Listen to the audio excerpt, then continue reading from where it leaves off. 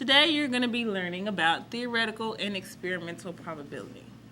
I know you see these words and you think, oh, this is such a big word, I don't know what it is. Oh, this is such a big word, I don't know what it is. Well, just before we start, theoretical is basically something that happens in theory. So in the perfect world, what would the probability be? All right, so if we have a spinner, and this is blue, green, yellow, and red, in a perfect world, what would be the probability of landing on red? Well, it's 1 out of 4. In real life, will that happen? Maybe, maybe not. So basically, experimental is where you actually experiment, hence the word experimental. You actually experiment. You'd spin the spinner and see what is the probability of landing on red. All right, y'all already have the definition of theoretical probability. It's the likelihood of something happening based on the possible outcomes or what you would expect.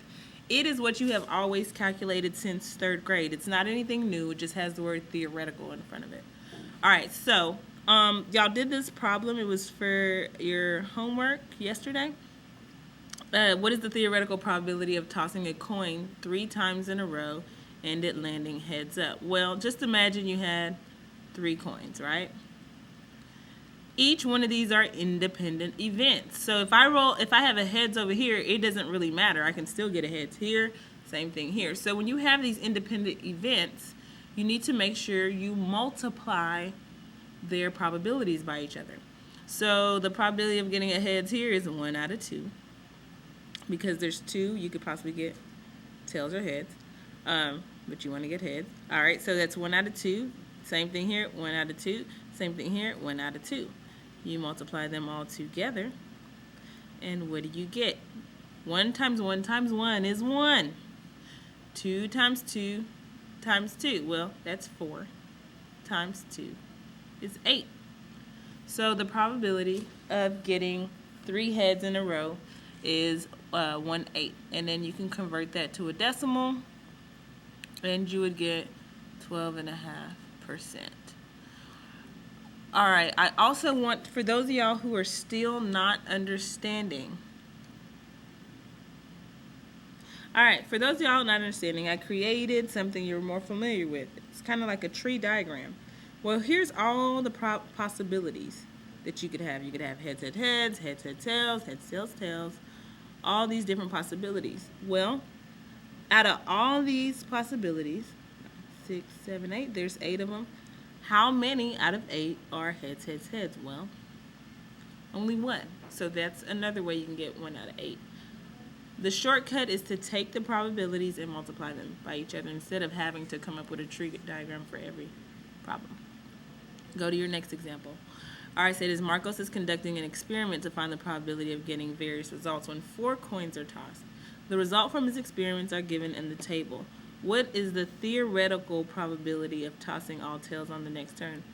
Oh, you have to pay attention to the word theoretical. In theory, it's what you've always learned. They try to throw you off by giving you a chart, but you're actually not going to use it at this point.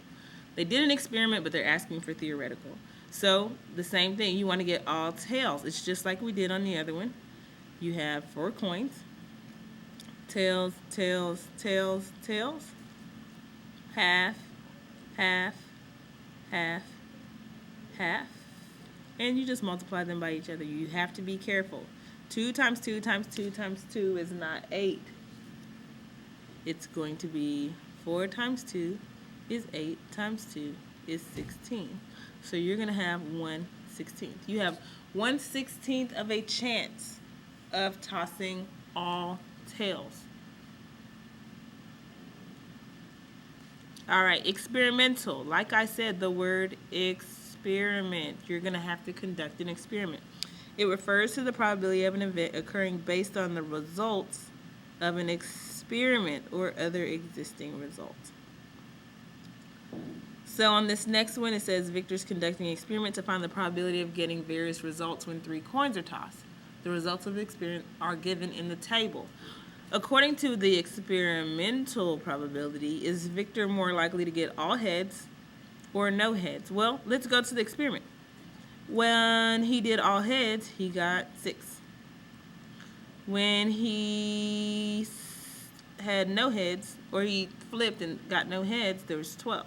Well, which one does he have a more likely chance of getting? Well, looks like no heads. Based on the experiment, you have to differentiate between experiment and theoretical.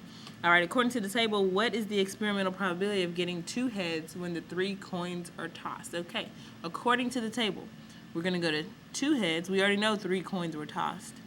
And let's clear all this other stuff off.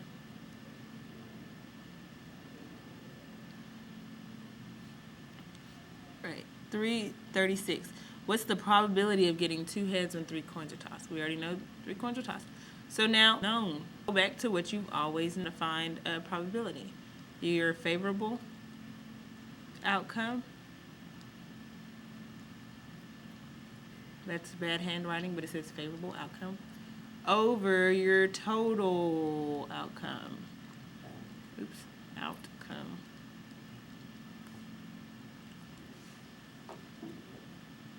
All right, as you can see, favorable outcome, total outcome. I was having some issues there.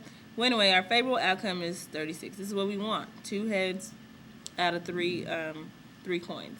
And our total outcome, well, total, you add everything together.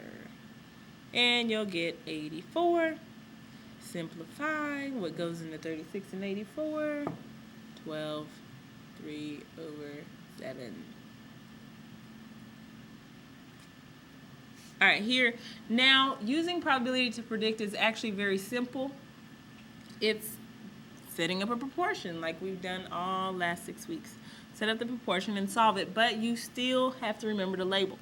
So it says, over the past 3 years, the probability that WMS Math League competition team would win a meet, it's 3 to 5. So 3 is your wins, and 5 is your total meets. How many meets did they go to? All right, if the team wants to win 12 more meets in the next 3 years, how many meets should the team enter? Well, you have to be careful. Wins are at the top, and then your totals at the bottom. Cross multiply and divide. You will get that 60 divided by 3 is 20, so they would have to enter 20. X is 20. All right, y'all go ahead and solve number 2 on your own.